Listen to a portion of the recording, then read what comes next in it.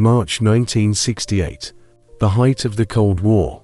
In the vast, lonely expanse of the North Pacific, a Soviet Gulf II-class submarine, the K-129, is on a routine patrol. On board are 3 ballistic missiles, each tipped with a 1 megaton nuclear warhead. Suddenly, the sub misses its scheduled radio check. Then another. The Soviet Navy panics. They deploy dozens of ships and aircraft, frantically crisscrossing the ocean for weeks, but they are searching in the wrong place.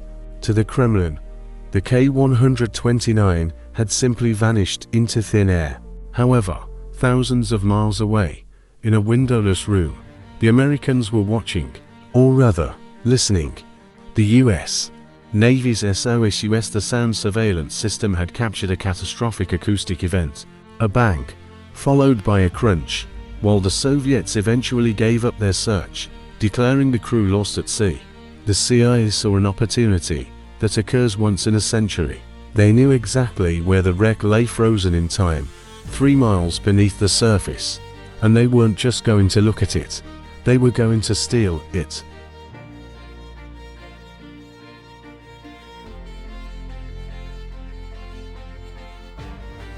Why bother? Why spend millions on a tomb of rusted steel? To the CIA, the K-129 was a treasure chest. It wasn't just about the missiles, it was about the secrets they held inside. If the US could recover the sub's codebooks and cryptographic machines, they could read every secret Soviet transmission for years. They could understand the metallurgy of Soviet missiles and the acoustic signature of their engines. It was the ultimate intelligence jackpot, one that could tilt the balance of the Cold War. But the technical challenge was staggering. The sub was resting at 16,500 feet. At that depth, the water pressure is over 7,000 pounds per square inch. No salvage operation in human history had ever attempted anything at this scale. Most experts within the Pentagon said it was impossible. They argued that any cable long enough to reach the bottom would snap under its own weight. But the CIA's Directorate of Science and Technology had a different idea. They wouldn't use cables. They would build a giant, mechanical pipe string, much like an oil rig, and they would build a ship unlike anything the world had ever seen.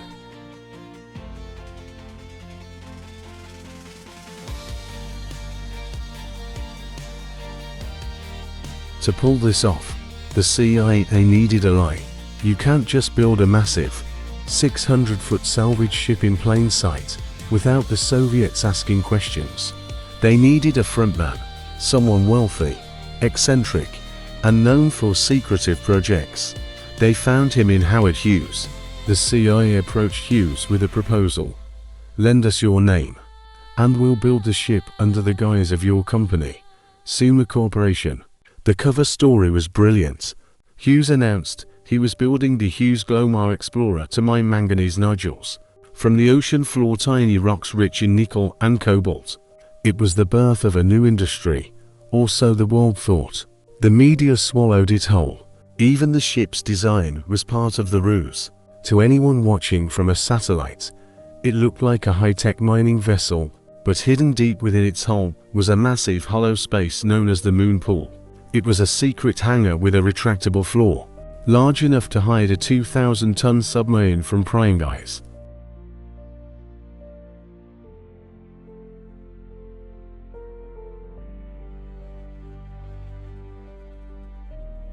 While the ship was being built, another team was working on the most complex part of the puzzle, the capture vehicle. Internally, the engineers called it Clementine. It was a giant, 8-armed mechanical claw made of ultra-high-strength steel. Clementine had to be lowered through the moon pool on a string of heavy pipes, 3 miles down, and then guided with surgical precision onto the wreck of the K-129. The engineering was mind-boggling.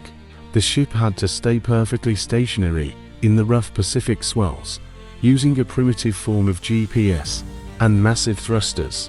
Clementine was equipped with lights, cameras, and sonar to find the sub in the pitch-black abyss. The CIA even worried about the suction effect of the ocean floor, the fear that the mud would hold on to the sub and snap the pipes when they tried to lift it. Every bolt, Every hydraulic line was a potential point of failure in an $800 million gamble.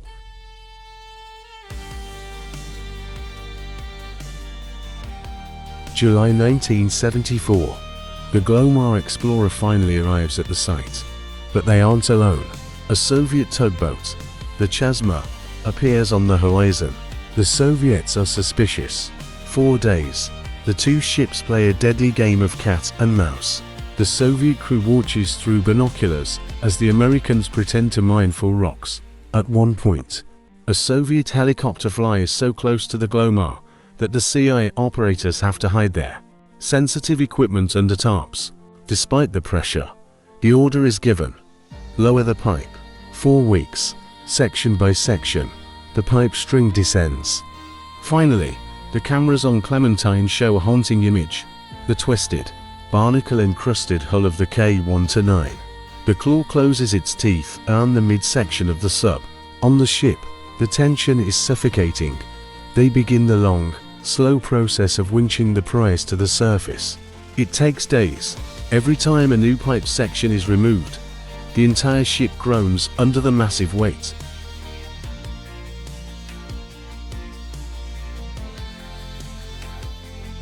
They were halfway there. The sub was 9,000 feet from the surface when the unthinkable happened. A massive shockwave rippled through the Glomar Explorer.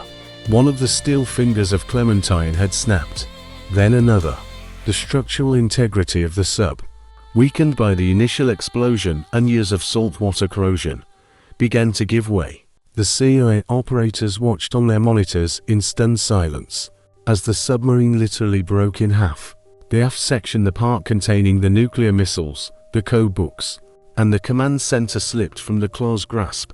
It tumbled back down, thousands of feet, crashing into the seabed and shattering into pieces. Only a small portion of the bow remained in the claw. The most expensive intelligence mission in history had just suffered a catastrophic failure. The prize they wanted most was gone, lost forever in the deep.